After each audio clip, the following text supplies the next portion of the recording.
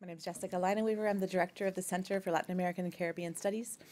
Thank you for joining us today. I'd also like to thank our co-sponsors for this event, the Swearer Center and the Nelson Center for Entrepreneurship, our partners here in bringing Jessica Mason to speak with us today. Jessica Mason is an entrepreneur, strategist, and designer with professional experience on 6 continents. She's the founder of the Social Impact Studio. And prior to that, she worked at the Center on the Developing Child at Harvard, where she directed a portfolio of social innovation labs in Latin America and served as a technical expert on innovation methods. She holds a bachelor's degree from Brown University. She graduated in 2005 with a concentration in Latin American studies and French. And she also studied abroad in Cuba and Paris. So I think those experiences here at Brown led her to be in the position where she's able to speak with us today about her work in social innovation in Latin America. She also has a Master's of Education in International Education Policy from Harvard Graduate School of Education, as well as postgraduate certificates in Behavioral Science and International Business Management from the Harvard Kennedy School and Georgetown, respectively. Please join me in welcoming Jessica Mason. Sorry, Jessica. That's my graduate student. It's okay. At Harvard, I worked with a Jessica Nelson. She was amazing, so I'm happy to be called that name anytime. Thanks for being here, everyone. I'm really so pleased to come back to Brown.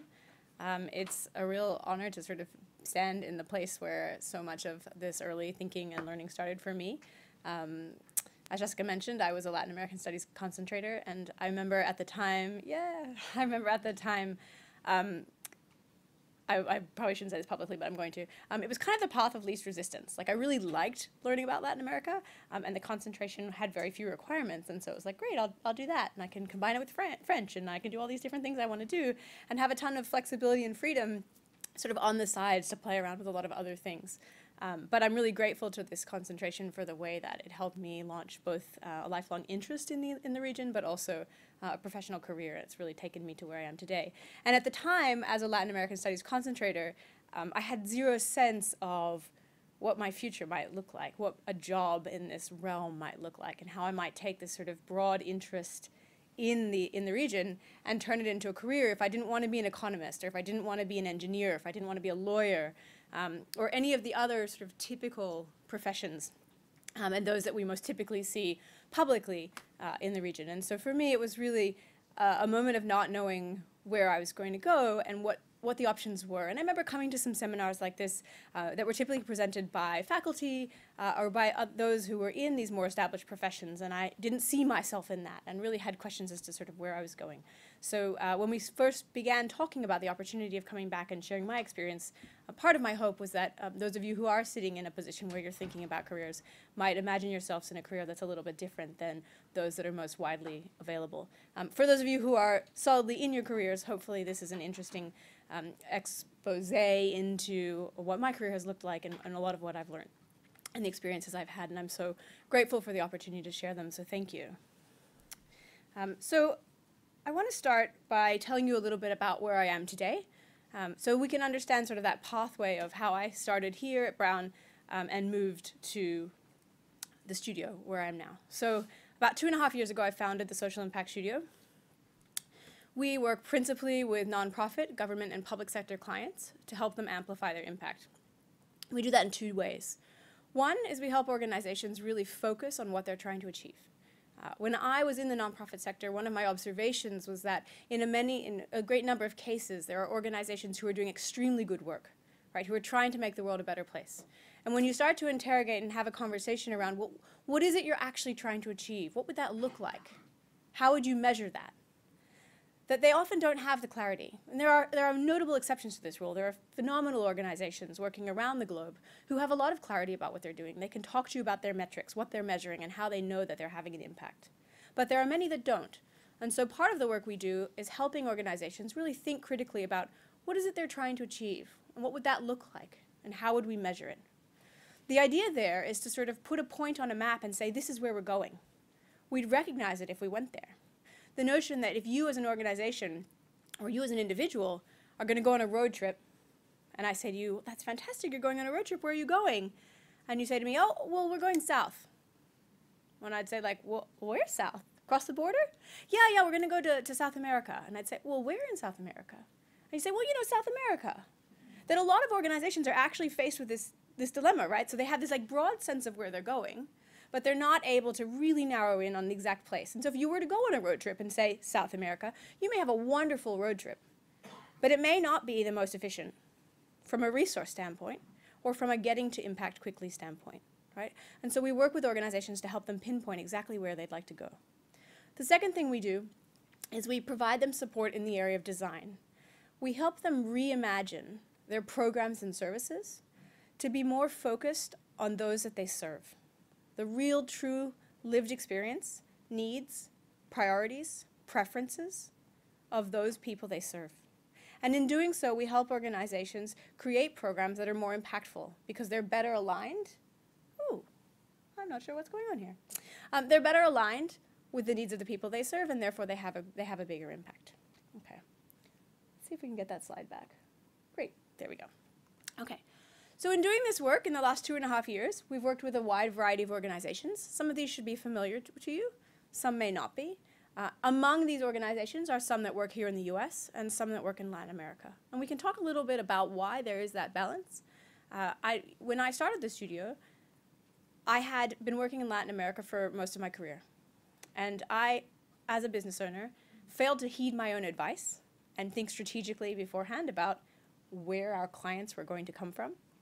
And so I sort of rolled into the business world and began this business without actually saying, wait, stop, where will they come from?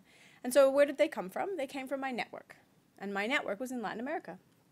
And so in the first 2 years of our business, most of our clients were in Latin America. Over time, we've started to see a switch, both because it's been intentional. After the 2016 presidential election, we were interested in doing more work closer to home. We felt there was a real space for us to contribute here in the US. And we also wanted to kind of balance out the two halves of the equation. The work is really complementary. We see that the work here we do in the US can really feed into and enrich the work in Latin America and vice versa, particularly vice versa. So we're always asking ourselves about innovation, right? We're trying to spur innovation. It's part of our mission. It's part of who we are, what we want to do. And this is how we define innovation. And I think that innovation is this buzzword, right? It's everywhere. Everybody, if you think if you can just put innovation in your pitch, or you can put innovation on your website, or you can put innovation in that paper you write, like, ooh, 10 extra points. And yet we don't share a common definition of what innovation is. And it's being used so widely without a lot of thought to, what does that actually mean to spur innovation? So we wanted to actually operationalize the definition. And this is the definition that we use. The notion here being that things are new or adapted. This means that it doesn't have to be a completely new disruptive technology like Uber and Lyft, ride-sharing, were to the taxi industry. It doesn't have to be disruptive. It can be small adaptations, as long as the impact that results is greater than it would have been had we not made that adaptation. So this is our functional definition. When we work with organizations, when we do the work we're doing, we're always trying to get to a point where the impact is greater than it would have otherwise been had we not taken action. Okay? So then you end up saying, well, that's fantastic. I'm really glad you have a definition for innovation, but how? What does that actually look like on the ground? We can talk all day about these new programs, but how do we actually do that? So we use a methodology called human-centered design. And I wanted to stop for a second and ask, what comes to mind when you hear human-centered design? And what do you know about human-centered design? Jump right in. Yeah, go ahead. Empathy. Empathy, great. That's a fantastic starting point. Yeah. You don't make assumptions. You work with the community. You ask them about what their needs are, what their preferences are, how you can be a partner alongside them. Yeah, so two things that were really fantastic. So being a partner, right? Rather than making decisions for people, making decisions with them. In some cases, actually creating the space in which they themselves make the decisions, and you're simply facilitating that process. And then this notion of avoiding assumptions, right? Really validating what's actually happening on the ground before we make decisions about how to respond. Anything else? How many of you in the room have heard the term human-centered design before? Okay, Great. So I'm gonna define it a little bit so that we are all kind of leveling on the same playing field, so that we are all in the same place as we move forward. So we like to use this definition, which comes from the LUMA Institute. It's the discipline of developing solutions in the service of people. When you think about the traditional world, business world, nonprofit world, philanthropic world, decisions have historically been made in a centralized fashion. So leaders, whomever they may be, come together, often in a boardroom, right? Lovely wooden table, nice lights like these, right? Comfy chairs. And they say, you know what's happening? You know what we need? We really should be delivering services. The population we serve, they need water. They just don't have water. If they had water, things would be so much better. Human-centered design flips that on its head and says the people who are best positioned to understand the needs that they have are those affected by the given challenge, right? So while we may assume that water is their first need, water is irrelevant if they don't have food, right? Water, not irrelevant perhaps, water is less important or a complementary issue to a lack of food, right? There are other things. We often say, ooh, parents need, I've done a lot of work in child and family development. Parents need parenting programs. We need to help parents know how to be the best parents they can be. And I would argue in many cases, it's not an absence of knowledge. It's an absence of resources, time, to be able to spend time with their children in the way they wish they could, to be the best parents they could. When you have 3 jobs, when you're working 20 hours a day, when you're a single parent family, it's not about knowing how to be the best parent. It's about having the time and the mental capacity to do the best job, right? And so it's about really truly understanding what the needs actually are as opposed to what we perceive them to be or what we assume that they might be. So why is human-centered design relevant to the social sector, right? Why is it relevant to social innovation? I'd argue that there are kind of 3 reasons. The first is that it helps us systematize things that people in this area have been doing for a long time, right? So qualitative research, where we go in and we try and learn about people through interviews or through focus groups. People have been doing this for a very long time, and particularly in ethnography and anthropology, sociology. But this helps us systematize it and extend its reach beyond those fields, right? To allow anyone who is thinking about doing program improvement work or program design work in the social sector to adopt these methodologies. Let's see if we can, there we go. It gives us permission to experiment safely. So one of the core principles of human-centered design is that not only do we build empathy with the people for whom or perhaps with whom we're designing, but we are building small tests of change. We're really interested in coming up with lots of ideas and testing those ideas in really safe ways without taking big risks on people's lives to get closer to the desired endpoint than we would if we just sort of designed one thing, really hoped it worked, launched it, and had to wait and see, right? So it allows us to experiment in this sort of safe way to intentionally adapt and improve our services.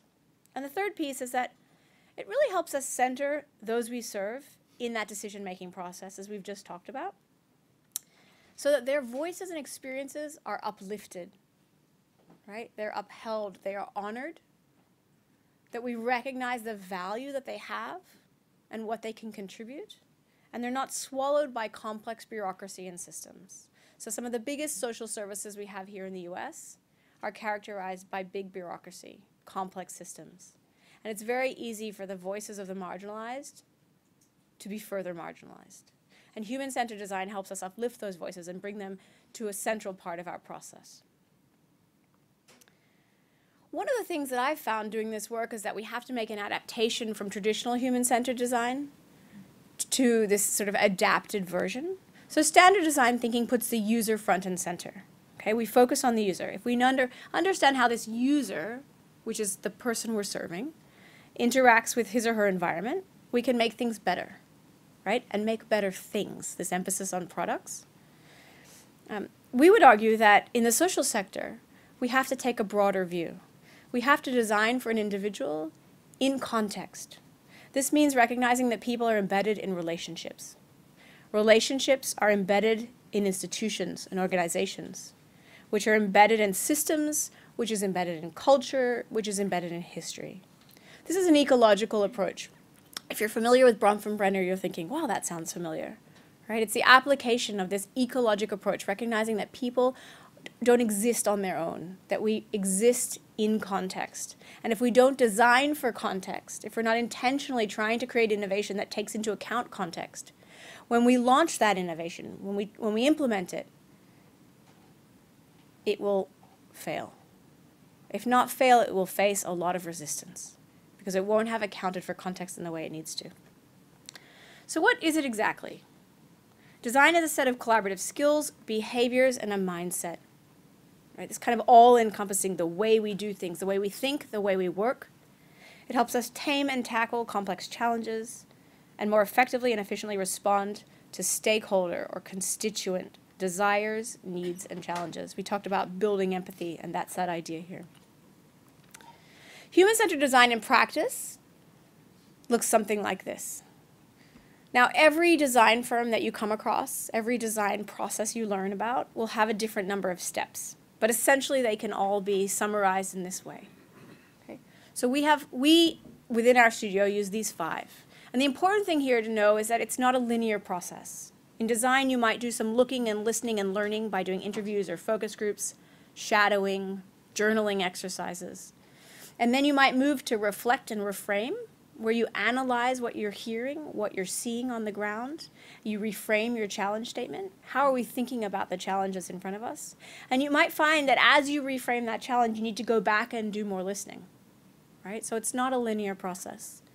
Imagine and ideate is the point within a human-centered design process where you're highly generative. The idea is to come up with as many ideas or concepts as we can before we start to cut them down, before we start to converge. In the typical way we design things, particularly in the nonprofit world, someone comes up with a good idea, usually the person who holds the most power in the room, and we run with that idea. We don't stop to take the time to explore lots of possible ideas without considering all the ways they might be wonderful before we consider all the ways they might be terrible. We're quick to judge the terrible, right? So human-centered design is about letting 1,000 flowers bloom before we choose which to cut, right? Creating and building is when we take those ideas, we take those flowers, and we actually build something. We build working models. We build a program, or we build a service, or a prototype thereof, a working model, so that we can begin to test and improve. We can do tests with real people on a tiny, tiny scale before we launch a big pilot, or worse yet, full-scale implementation. It allows us to take these measured risks in a way that you may not be able to do in a traditional program design process. So, with that background about design, I want to show you how we've used design, how I've personally used design in my career, but how we've also used design at the studio in Latin America. Talk about a couple examples, and then we'll have a chance to jump into some questions and kind of back and forth conversation. So, the first example I want to give is from Innovation Labs. When I was at Harvard, I worked at the Center on the Developing Child. And we were within an organization where our mission had been to bridge the science of what we knew about early development, about how adversity affects young brains, and bridge that science with policy, right? So help policymakers take the science and do something with it. And about halfway through my tenure at Harvard, we switched our mission. We felt like in the social services, there were so few organizations who were actually performing a research and development function, right? Who were trying to figure out what's going to be the best of tomorrow, not just what's the best of today. And so we shifted our mission to be about driving science-based innovation. And in order to do that, we had to do this sort of process of, well, what is innovation, right? We talked about this earlier. We had to define innovation, and how do you do innovation? And so we landed on human-centered design. To test this, we built 2 innovation labs, one in Mexico, the Aceleradora de Innovación para la Primera Infancia, and we built one in Brazil, which was called ILAB, or iLab, but when you say it with the Portuguese accent, it's ILAB. So we built these 2 labs. Their purpose was to convene groups of nonprofits, universities, researchers, working in this space, who were interested in child and family development, who were constructively dissatisfied, right? So they had this sort of positive frame on we can do better. to bring them together, to guide them through a human-centered design process. So they'd look really deeply at the population they'd serve. They'd identify something that wasn't working as well as they'd like it to work, and then they would design around that to try and improve their existing program or service or develop a new one. Okay, so we ran this process in parallel. We supported them for 12 months in the design process, providing them with coaching throughout. We were often on the ground doing instructional workshops and coaching them, and then coaching them from afar while they were doing some of the work between workshops. So for example, we would introduce the concept of look, listen, and learn, the idea of interviews and focus groups, and then we'd ask them to go out into their community and to do that work. Side by side with their community members, what could they learn about the topic they had identified? And then they'd come back and we'd all work together to analyze and synthesize what they had collected, what they were hearing, to frame a challenge, to go back out, do some more work, come back, etc. And so like that, we moved through design process. And after that first 12 months of design, they had 2 years of testing and adaptation. So they would build kind of miniature versions of what they were proposing, and then they would test and adapt them in an ongoing way. So here you can see in this photo some of the team members working really early on in the process to think about what their challenge was. And you can see here, these are the 2 organizations with whom we partnered.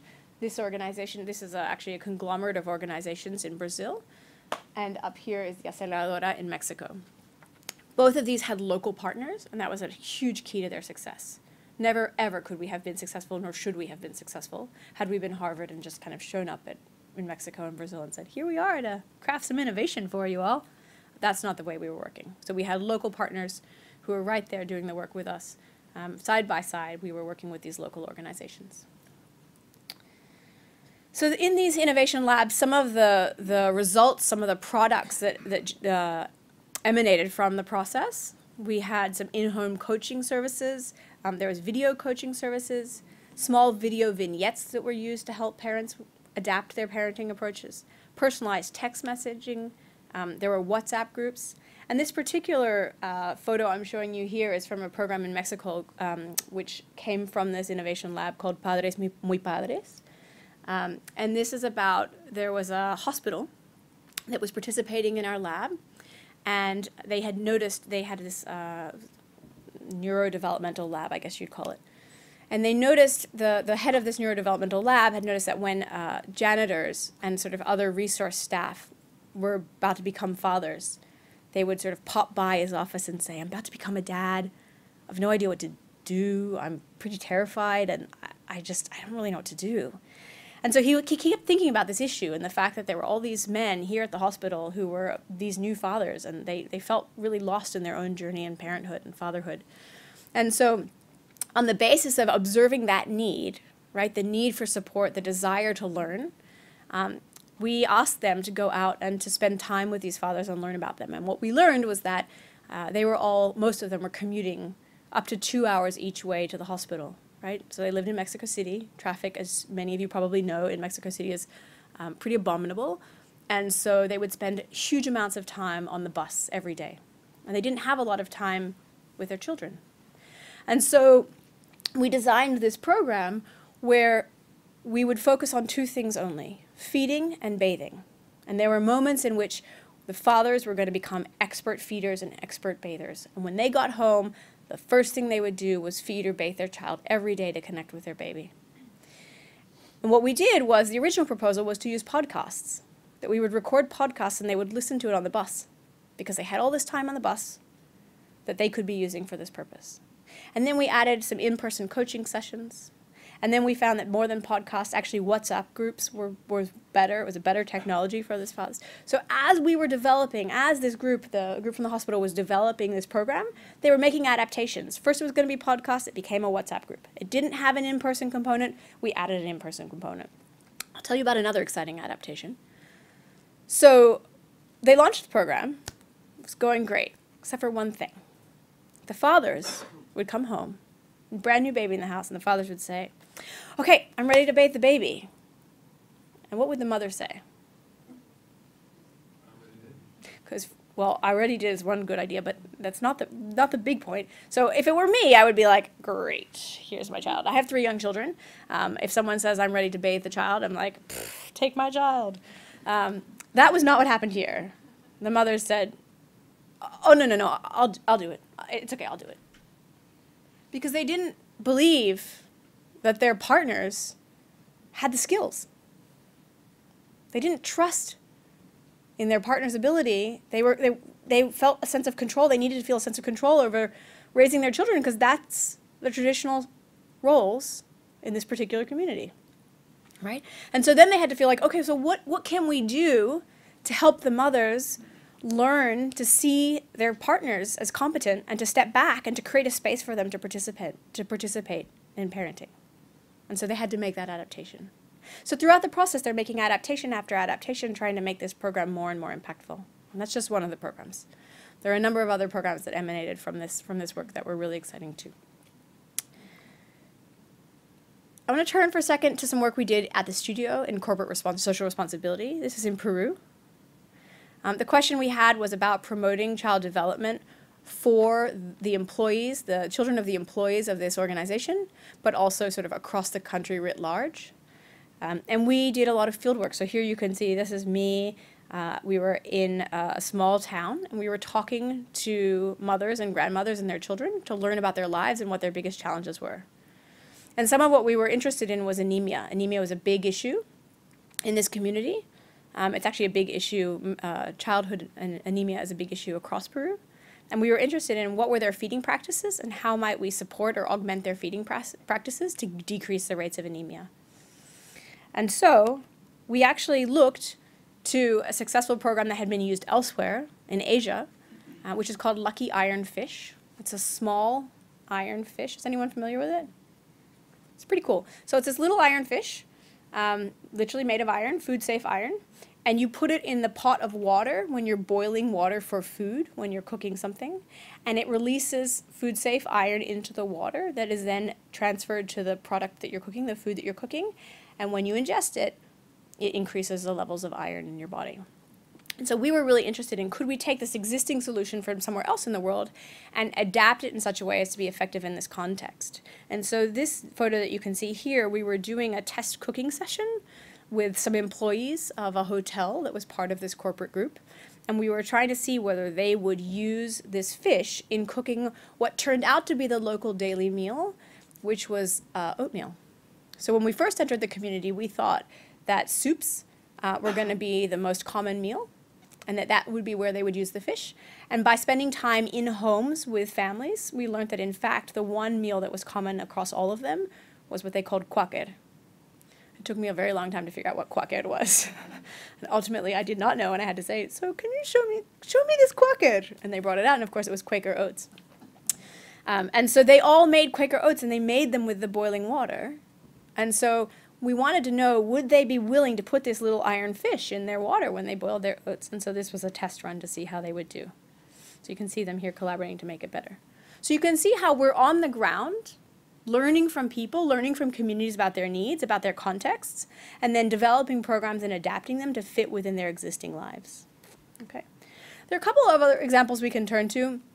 While I was at Harvard, I led an executive leadership program in early childhood that brought policymakers, senior policymakers from Brazil, mostly at the federal and state level, and helped them think about policy innovations in early childhood, how to use the science of early childhood to drive the policy that they were generating.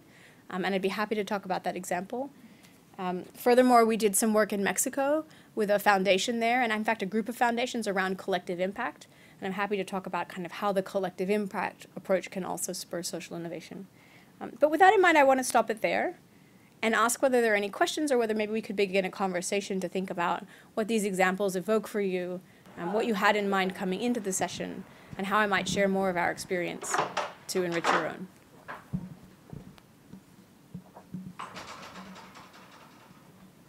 Don't be shy.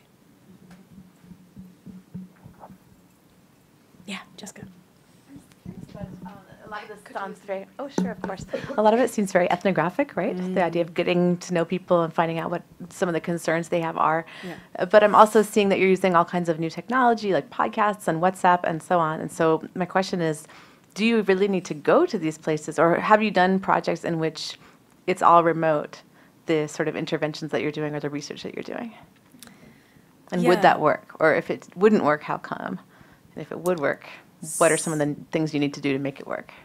So I'm an eternal optimist, and I'm going to say, sure, we can make it work. We haven't done that because the way in which you build true empathy and really understand the nuances of people's lives is often by spending time with them. So we talk about the difference between what people say they do and what they actually do, right? So if you came to my house, if you asked me and you said, like, what does it look like when you get home from work every day? And I'd be like, oh, like, I walk in the front door and I'm so excited to see my kids, and I like bend down and I give them all hugs and I get on their level and like we kind of talk about the day, and then we go and find an activity to do and we spend some really quality time together.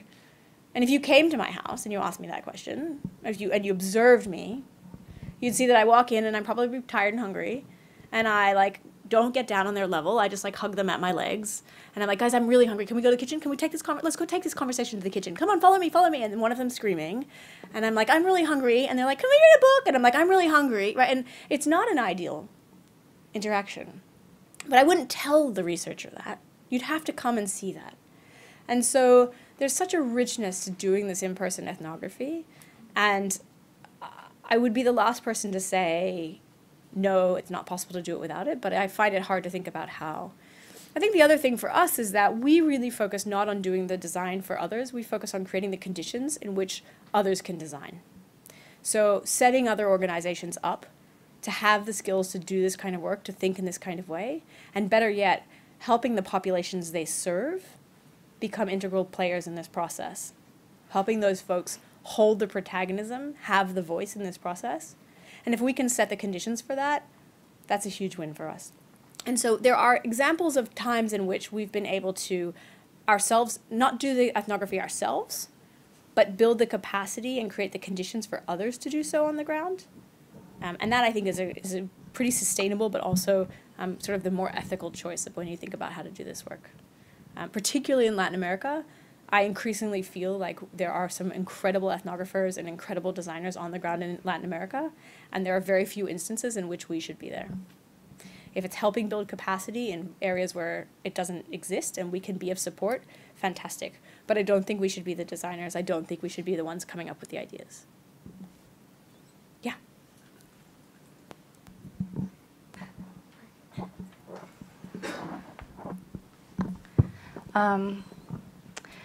I have a question on design step 2. Mm-hmm. For example, you're really interested in child development and like maternal health, and then you go into the community, and actually the biggest problem is like hygiene.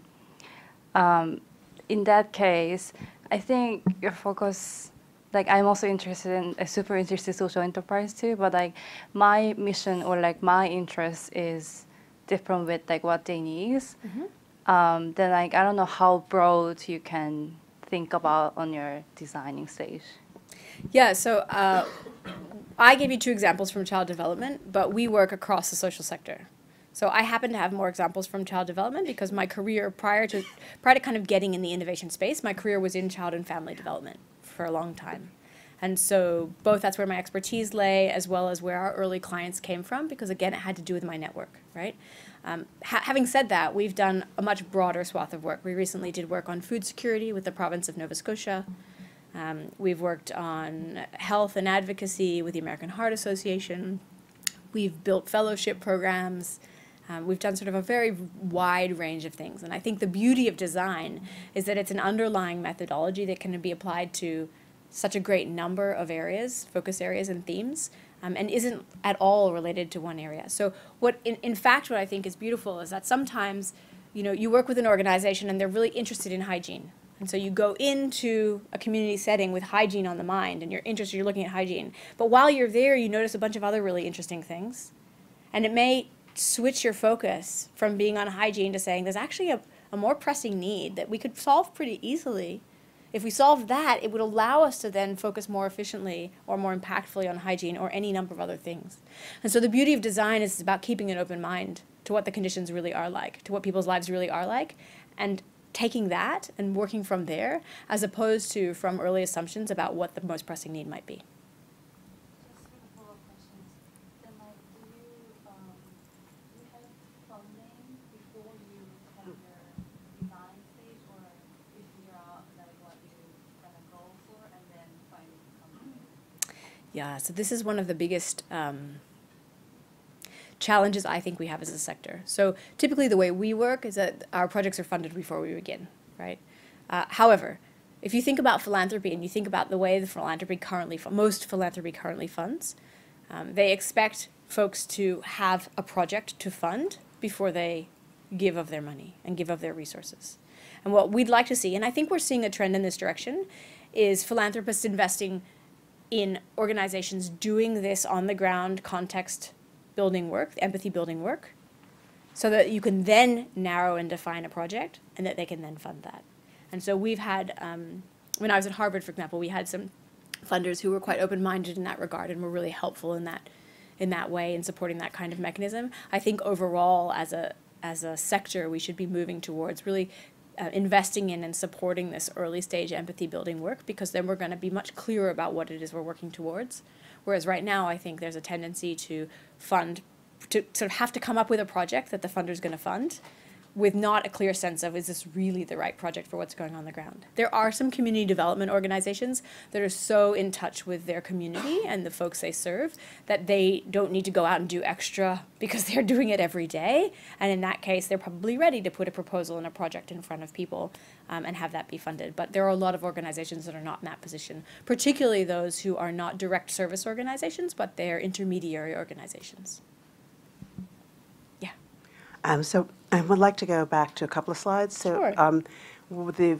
Where you're talking about the idea in yeah, right. Look, listen, learn. Yeah. So this, to me, I've heard folks talking about ethnography, but it also really looks to me a lot like popular education. You know, the idea that you start where people are, you ask them questions, you reflect, and then you test and you go back around. So. So I would like you to comment on that, and then going back to your original one around looking at an ecological model, and I want to talk specifically about the program that you did with the men, right? And was Padres Muy Padre? Yeah. So I don't see here where you actually got to the point where you were looking at the problem and understanding it embedded in systems and history, so that what happens is the fact that there wasn't this understanding that there's a cultural imposed cultural concept of mothering, you know, who has what role, and so why fathers haven't been involved, and how to make sure that you're not taking people in isolation and kind of, you know, it takes a village to raise a child kind of concept.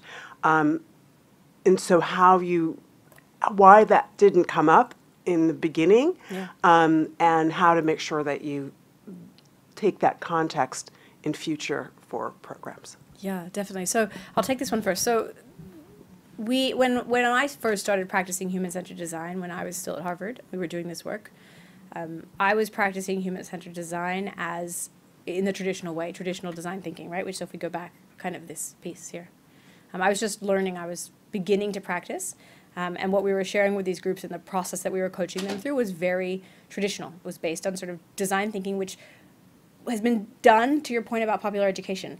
This is not new, it's just that suddenly the private sector said, look at this shiny new thing, and we all said, ooh, shiny new thing, right? And we didn't stop and look around and say, well, hang on, this has been going on for a while. So as the field has taken up design thinking, it's started with sort of standard or traditional design thinking. And when I was at Harvard doing that work, that's where we started. It was only through that work and through my subsequent work at the studio that I've started to say, well, hang on a second. This methodology requires some adaptations if it's going to be really successful in the social sector. And my hypothesis about the adaptations it needs is that we need to be designing for these layers of context. My thinking wasn't there when we did the Padres Muy Padres work. We could have, I look back now and think, well, how would we have done it differently? And we would have done some really intentional consideration of these layers of context in the very early stages. As we were looking at what were we hearing and what were we seeing on the ground, we would have interpreted that with a number of different lenses that we didn't do at the time because we were just practicing. Firstly, I was early in practicing design, but secondly, we were practicing traditional design. And so I think to your second point around this, it isn't new, right? Community organizers do this. Like we can find so many examples of where it's been done. As I said earlier, I think this is the first time that it's been systematized in a sort of approachable toolkit that feels like it can be sort of replicated and shared with the world, because it's had this undercurrent of coming from the for-profit sector. And look, human-centered design is what got you the Apple mouse, and it's what got you ride-sharing services, and what's got you the Swiffer, and it's what got you all of these other innovations, and all of a sudden, well, gosh, it must be good. But folks in this sector and qualitative researchers have been doing these things for a long time and didn't gain the same level of traction, and I think that's just about who has a microphone in society and who doesn't. Yeah.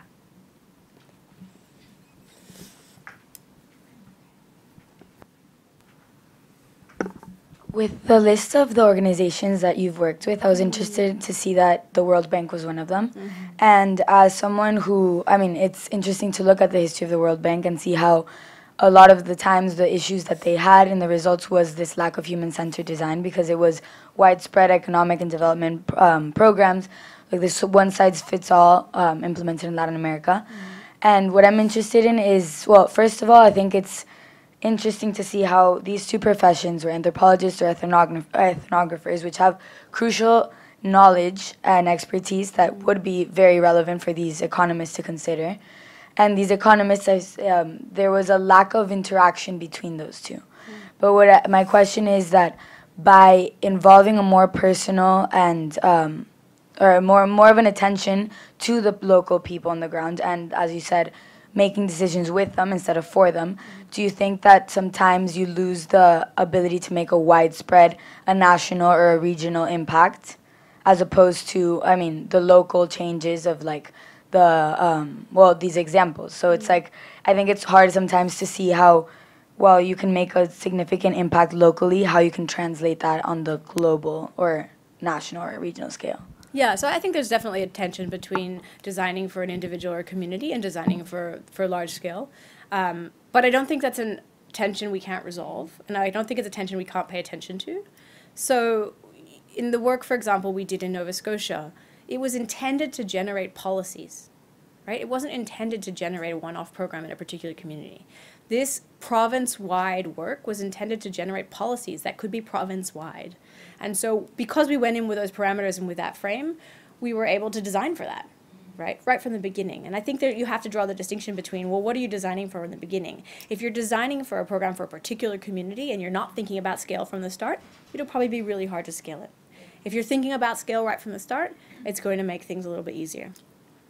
To your sort of broader comment about the World Bank, I would say the work we did with the World Bank was not on sort of traditional World Bank programs, which is to say a program that the World Bank goes and introduces in a country.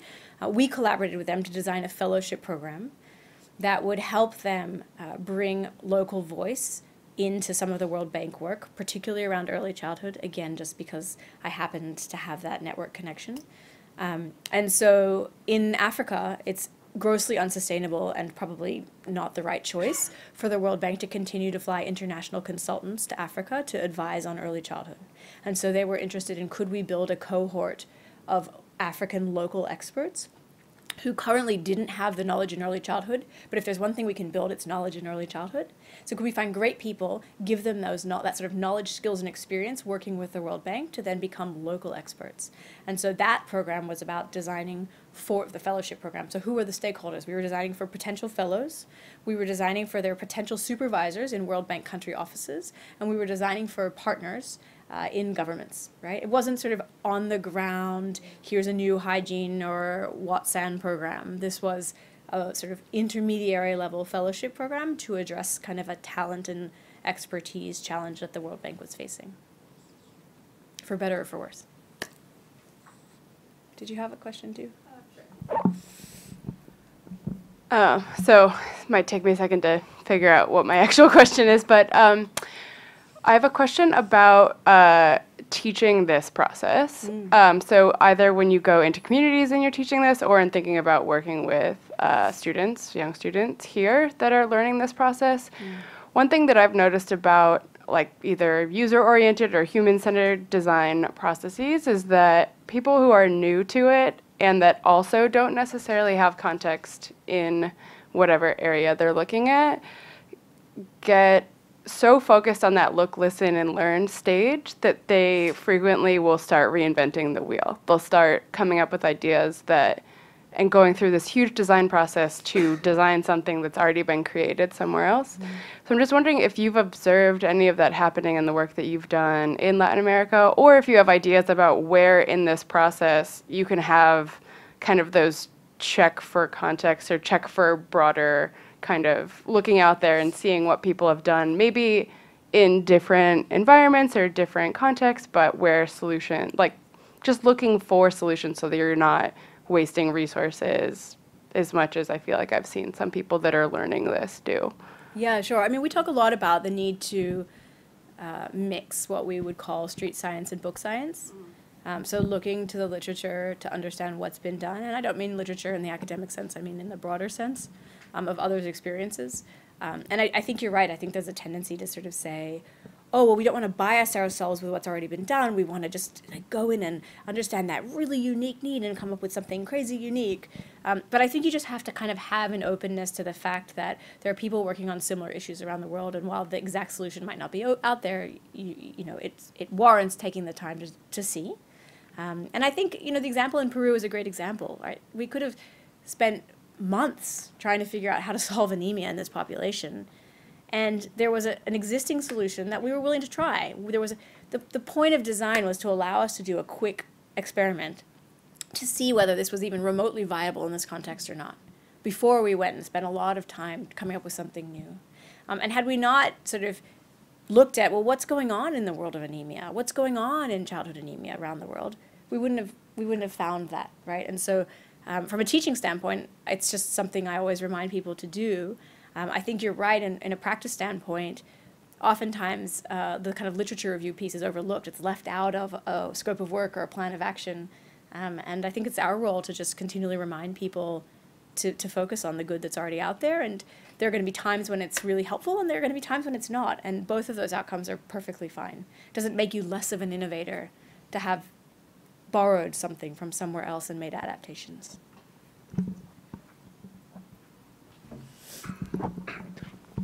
Thanks for a great talk. Back when we had affinity groups at the med school, I did several on cross-cultural health, and the kids, we had a lot of fun developing instructional materials on such topics as breastfeeding and inactive TB and sickle cell trait, and then getting a swearer grant to get them translated after we'd done all the anthropology that you need to do it in a way that would appeal to people.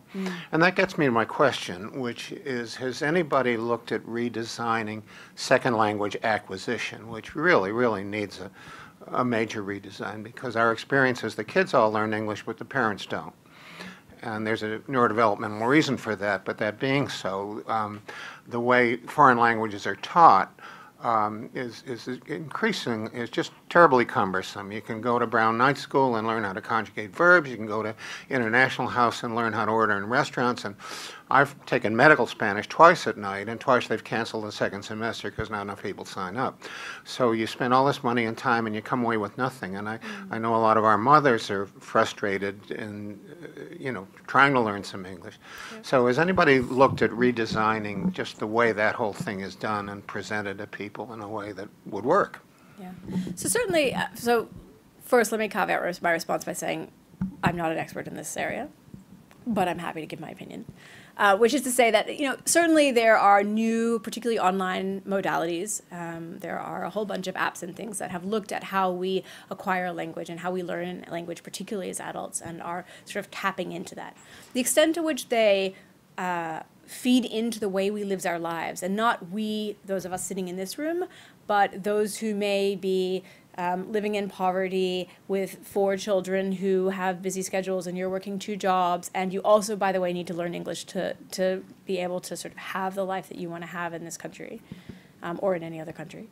That's a different story, right? Like I am not someone in that scenario, so I can't speak to whether Babel or any other of the new modalities really meets their needs in a real way. Kind of to your point, however, I bet there are people doing great work in this area.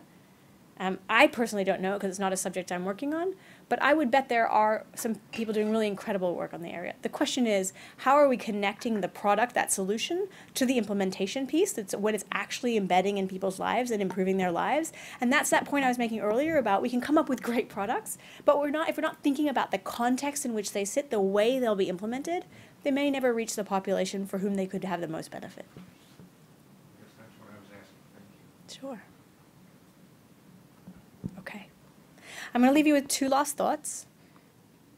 Let's go way past where we were. Okay. So the first one is that the best solutions put people front and center. If there's one thing you take away from today, it's probably going to be that. The best solutions acknowledge and respect context, which we've talked about. And the best solutions offer the possibility of greater impact than that which we're able to achieve today. Okay, so those are kind of the three core principles that we take into our work and hope that you'll maybe keep in mind too. And the last thought is this quote from Nobel laureate Herb Simon, who said, "Everyone designs who devises courses of action aimed at changing existing situations into preferred ones." So you may have walked in here today not thinking of yourself as a designer. But if you do things in your life that aims to change existing situations into preferred ones, you too are a designer. And that's a wonderful mindset and a wonderful approach to take into whatever you do on a daily basis, and to think that you have the power to design things to be better than they are today, to dismantle the things that are wrong in society, and to build up and honor the things that are wonderful. And so with that new hat that I'm giving you all as designers, I want to thank you for having joined me today. I'm grateful for your questions and happy to stay around at the end, should you wish.